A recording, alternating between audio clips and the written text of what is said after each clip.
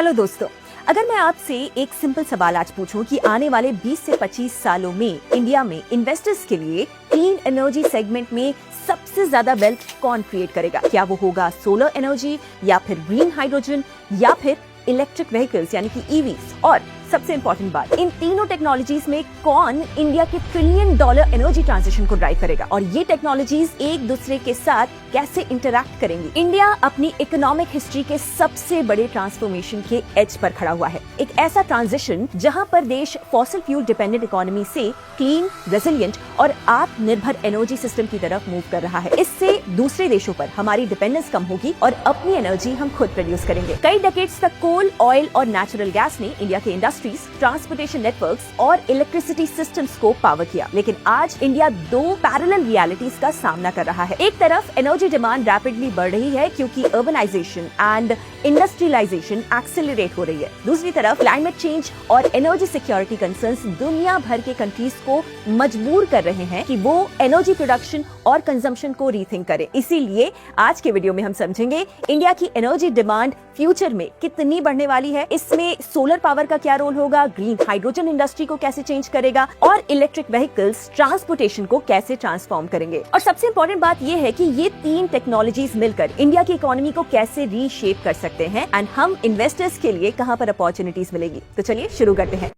India का target काफी ambitious है। इंडिया ने कमिटमेंट दिया है कि वो 2070 तक नेट जीरो एमिशंस को अचीव करेगा और बाय 2047 डेवलप नेशन बनने का टारगेट भी है। इन दोनों गोल्स को अचीव करने के लिए एनर्जी इकोसिस्टम जैसे कि बिजली बनाना, स्टोर करना, डिस्ट्रीब्यूट करना और यूज करना, इस पूरे सिस्टम में बेसिक लेवल पर एकदम जड़ से बदलाव लाने की जरूरत है। इससे हम ज्यादा सस्टेनेबल, क्लीन और एफिशिएंट एनर्जी सिस्टम बना सकते हैं। सबसे पहले एक बेसिक चीज को समझते हैं। इंडिया दुनिया का थर्ड लार्जेस्ट एनर्जी कंज्यूमर है और आने वाले डेकेड्स में ये डिमांड और ज्यादा फास्ट ग्रो करेगी क्योंकि इंडिया में मैन्युफैक्चरिंग एक्सपैंड हो रही है, डिजिटल इंफ्रास्ट्रक्चर ग्रो कर रहा है और लाखों लोग सिटीज में शिफ्ट हो रहे हैं। इसका सीधा मतलब है कि इलेक्ट्रिसिटी डिमांड कंटिन्यूअसली बढ़ने वाली है। अगर हम नंबर्स को देखें तो पिक्चर और भी क्लियर हो जाती है। 2025 में 1700 टेरावाट आवर से बढ़कर इंडिया की प्रोजेक्टेड इलेक्ट्रिसिटी डिमांड 2030 तक 2300 टेरावाट आवर हो सकती है और by 2040 it can reach over 3500 terawatt hour. अगर एक टेक्नोलॉजी ऑलरेडी इंडिया के एनर्जी ट्रांजिशन को डोमिनेट कर रही है तो वो है solar energy. India geographically solar power के लिए आइडियल लोकेशन है। देश के ज्यादातर रीजन्स में हाई सनलाइट अवेलेबिलिटी है। इसी वजह से सोलर पावर इंडिया के लिए एक प्रैक्टिकल, स्केलेबल और अफोर्डेबल सोल्यूशन बन चुका है। पिछले 10 सालों में इंडिया की सोलर कैपेसिटी ड्रामेटिकली ग्रो हुई है। ये चार्ट इंडिया की सोलर पावर जर्नी को दिखा रहा है, कैसे हमने 2014 से 2025 तक मैसिव ग्रोथ देखी है। 2014 में सिर्फ approximately 3 gigawatt solar capacity, total का बस 1.6%। 2025 तक ओवर 100 गीगावाट का ह्यूज लीप का एस्टिमेट है। शेयर कुड बी ओवर 53%, मतलब आधे से ज्यादा ग्रोथ सोलर से आ रही है। और ये ग्रोथ सिर्फ मार्केट फोर्सेस की वजह से नहीं है, इसके पीछे स्ट्रॉन्ग गवर्नमेंट इनिशिएटिव्स भी हैं, जैसे कि solar park schemes, rooftop solar programs, domestic manufacturing incentives और कंपेटिटिव रिन्यूएबल एनर्जी ऑक्शंस। इन पॉलिसीज की वजह से सोलर इलेक्ट्रिसिटी आज इंडिया की सबसे सस्ती इलेक्ट्रिसिटी सोर्सेस में से एक बन चुकी है। लेकिन सोलर एनर्जी की एक लिमिटेशन भी है। सोलर इलेक्ट्रिसिटी सिर्फ तब जनरेट होती है जब सनलाइट अवेलेबल हो और इसी लिमिटेशन को सॉल्व करने के लिए नेक्स्ट टेक्नोलॉजी इंपॉर्टेंट बन जाती है। जहां सोलर इलेक्ट्रिसिटी जनरेशन को ट्रांसफॉर्म कर रहा है, वहीं ग्रीन हाइड्रोजन हेवी इंडस्ट्रीज के लिए सोल्यूशन बन सकता है। ग्रीन हाइड्रोजन का प्रोडक्शन एक प्रोसेस से होता है जिसे कि हम कहते हैं इलेक्ट्रोलाइसिस। इस प्रोसेस में वाटर यानी कि H2O को स्प्लिट किया जाता है हाइड्रोजन एंड ऑक्सीजन में। और अगर ये प्रोसेस रिन्यूएबल इलेक्ट्रिसिटी से पावर्ड हो तो hydrogen almost zero carbon fuel बन जाता है। इंडियन स्टैंडर्ड के अकॉर्डिंग हाइड्रोजन को ग्रीन हाइड्रोजन तब माना जाएगा जब emissions 2 kilogram carbon dioxide equivalent पर किलोग्राम हाइड्रोजन से ज्यादा ना हो। इंडियन गवर्नमेंट ने इस पोटेंशियल को रिकॉग्नाइज करते हुए 2023 में लॉन्च किया नेशनल ग्रीन हाइड्रोजन मिशन, जिसका की गोल है इंडिया में कंप्लीट हाइड्रोजन इकोसिस्टम बिल्ड करना। 2030 तक मिशन के मेजर टारगेट्स हैं 5 million metric tons green hydrogen production, 125 gigawatt renewable capacity dedicated for hydrogen, 8 lakh crore rupees investment potential, 50 million tons greenhouse gas emission reduction और लगभग 6 lakh job का creation. ये है green hydrogen की ग्रोथ का road map. As of 2025, 19 companies have already been allocated green hydrogen production capacity of 8,62,000 tons annually, while 15 firms have received approval for 3,000 megawatt of electrolyzer manufacturing capacity. These developments mark the early stages of a potentially massive new industry. Government ने इस mission के लिए allocate किया है total 19,744 crore rupees budget, and इस graph की help से हम ये देख सकते हैं कि allocation कैसे किया गया है। इसके अंडर आता है एक major program, strategic interventions for green hydrogen transition यानी कि साइट स्कीम, जो इलेक्ट्रोलाइजर मैन्युफैक्चरिंग को सपोर्ट करता है। अब इलेक्ट्रोलाइजर्स क्या होते हैं? इलेक्ट्रोलाइजर्स वो मशीन्स होती हैं जो वाटर को हाइड्रोजन और ऑक्सीजन में स्प्लिट करती हैं, और हाइड्रोजन का सबसे बड़ा यूज होगा इंडस्ट्रियल सेक्टर्स में, जैसे कि fertiliser production, steel manufacturing and petroleum refining. ये इंडस्ट्रीज ट्रेडिशनली फॉसिल फ्यूल्स पर डिपेंडेंट रही हैं, लेकिन हाइड्रोजन उन्हें लो कार्बन ऑल्टरनेटिव दे सकता है। इंडिया अब हाइड्रोजन हब्स भी डेवलप कर रहा है गुजरात, तमिलनाडु एंड ओडिशा के पोर्ट्स पर, ताकि हाइड्रोजन प्रोडक्शन और एक्सपोर्ट दोनों एक्सेलरेट हो सके। अब हम बात करते हैं थर्ड पिलर की, यानी कि इलेक्ट्रिक व्हीकल्स, जहां पर हाइड्रोजन हेवी इंडस्ट्रीज के लिए इंपॉर्टेंट है, वहीं इलेक्ट्रिक व्हीकल्स एवरीडे मोबिलिटी को ट्रांसफॉर्म कर रहे हैं। इंडिया में ईवी अडॉप्शन रैपिड स्पीड से बढ़ रहा है। इस ग्रोथ को सपोर्ट करने के लिए गवर्नमेंट ने पॉलिसीज भी लॉन्च की हैं, जैसे कि FAME scheme, that is faster adoption and manufacturing of electric vehicles, production linked incentive schemes, state level EV policies and charging infrastructure expansion. EV adoption को इलेक्ट्रिक 2 व्हीलर्स और 3 व्हीलर्स लीड कर सकते हैं due to affordability and also urban commuting needs.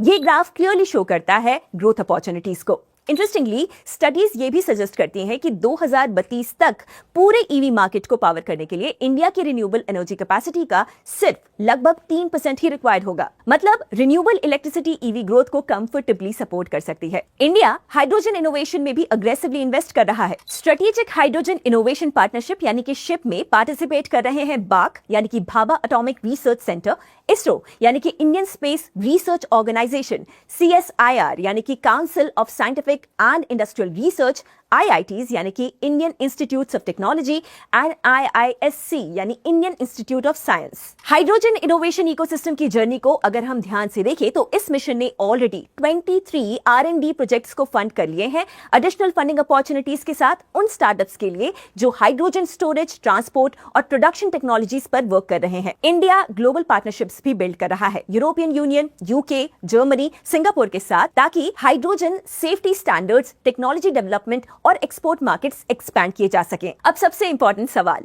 In 3 technologies में से कौन India के energy transition को ड्राइव करेगा? जवाब सिंपल है, एक्चुअली कोई भी एक टेक्नोलॉजी नहीं, ये तीनों टेक्नोलॉजीज मिलकर एक इकोसिस्टम क्रिएट करेंगी। सोलर एनर्जी जनरेट करेगी क्लीन इलेक्ट्रिसिटी, ये इलेक्ट्रिसिटी पावर करेगी इलेक्ट्रिक व्हीकल्स, और इसी इलेक्ट्रिसिटी का यूज होगा इलेक्ट्रोलाइसिस के through and green hydrogen produce करने के लिए, जो इंडस्ट्रीज और हेवी ट्रांसपोर्ट को पावर करेगा। अब हम बात करते हैं इंडिया में ऐसी कंपनीज की जो कि इन सेक्टर्स में लीडर्स हैं या फिर पैर जमाने की कोशिश कर रहे हैं। ये कंपनीज कोई भी स्टॉक रिकमेंडेशंस नहीं है, बट आपके एजुकेशनल पर्पस के लिए है, सो दैट आप इन कंपनीज को स्टडी कर सकें, अपने लिए इन्वेस्टमेंट अपॉर्चुनिटीज भी ढूंढ सकें। अगर आप फ्यूचर में ग्रीन एनर्जी और इलेक्ट्रिक व्हीकल सेक्टर में अपॉर्चुनिटीज को ढूंढ रहे हैं, तो आज हम कुछ ऐसे सेक्टर्स और कंपनीज की बात करेंगे जहां पर हम आने वाले टाइम में काफी स्ट्रॉन्ग ग्रोथ देख सकते हैं। सबसे पहले देखते हैं stocks which are in solar energy sector. India अब फास्ट पेस में रिन्यूएबल एनर्जी की तरफ शिफ्ट कर रहा है और सोलर एनर्जी उसमें सबसे बड़ा रोल प्ले कर रही है। इस सेक्टर में कुछ कंपनीज हैं जिन पर इन्वेस्टर्स का काफी फोकस रहता है। सबसे पहला नाम आता है अडानी ग्रीन एनर्जी का।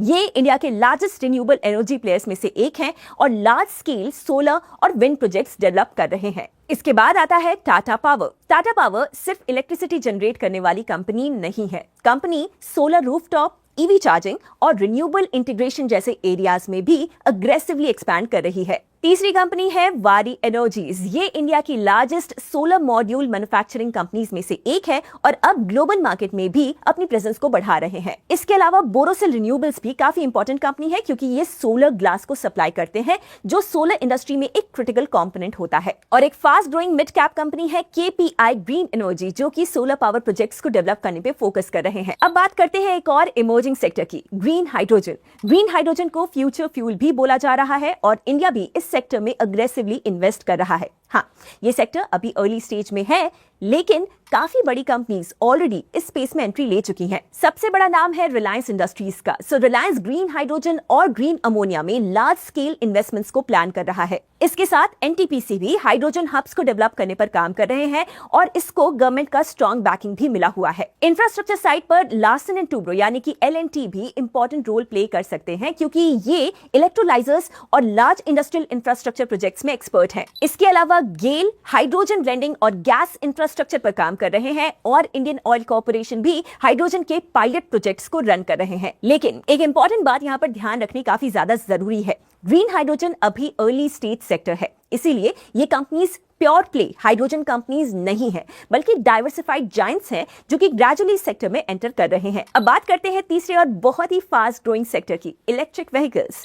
इंडिया में ईवी अडॉप्शन काफी तेजी से बढ़ रहा है और आने वाले कुछ सालों में ये सेक्टर और भी बड़ा हो सकता है। इस सेक्टर में टाटा मोटर्स फिलहाल इंडिया की ईवी मार्केट लीडर मानी जाती है। कंपनी ने multiple successful electric cars launch की हैं और ईवी सेगमेंट में स्ट्रॉन्ग पोजीशन बना ली है। इसके बाद महिंद्रा एंड महिंद्रा भी अपने नए इलेक्ट्रिक एसयूवी लाइनअप के साथ ईवी रेस में अग्रेसिवली एंटर कर रहे हैं। अगर टू व्हीलर ईवी मार्केट की हम बात करें तो ओला इलेक्ट्रिक और टीवीएस मोटर कंपनी दोनों ही इलेक्ट्रिक स्कूटर सेगमेंट में स्ट्रॉन्ग ग्रोथ दिखा रहे हैं। और ईवी इकोसिस्टम के लिए बैटरीज भी बहुत ही ज्यादा इंपॉर्टेंट होती हैं। इस स्पेस में एक्साइड इंडस्ट्रीज लिथियम इयन और ईवी बैटरीज पर काम कर रही है। साथ ही Amara Raja energy and mobility भी बैटरी और ईवी इकोसिस्टम में अपनी प्रेजेंस स्ट्रॉन्ग करने की कोशिश कर रहे हैं। तो ओवरऑल देखा जाए तो सोलर एनर्जी, ग्रीन हाइड्रोजन और इलेक्ट्रिक व्हीकल्स, ये तीन सेक्टर्स इंडिया के एनर्जी ट्रांजिशन में बहुत इंपॉर्टेंट रोल प्ले करने वाले हैं।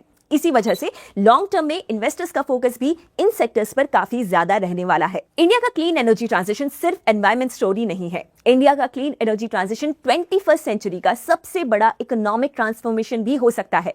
सोलर एनर्जी बन सकती है electricity backbone, electric vehicles transform करेंगे urban transportation, green hydrogen revolutionise करेगा हैवी इंडस्ट्रीज और इन टेक्नोलॉजीज का कॉम्बिनेशन क्रिएट करेगा $1 ट्रिलियन क्लीन एनर्जी इकोनॉमी। और शायद यही ट्रांजिशन इंडिया को दे सकता है डेवलप्ड नेशन स्टेटस बाय 2047। तो दोस्तों, अगली बार जब आप सुनेंगे solar versus hydrogen versus EV debate, तो याद रखिए इंडिया का फ्यूचर किसी एक टेक्नोलॉजी पर डिपेंड नहीं करेगा। फ्यूचर उनके कॉम्बिनेशन पर डिपेंड करेगा और यही कॉम्बिनेशन लिख रहा है इंडिया की नेक्स्ट एनर्जी रेवोल्यूशन की स्टोरी।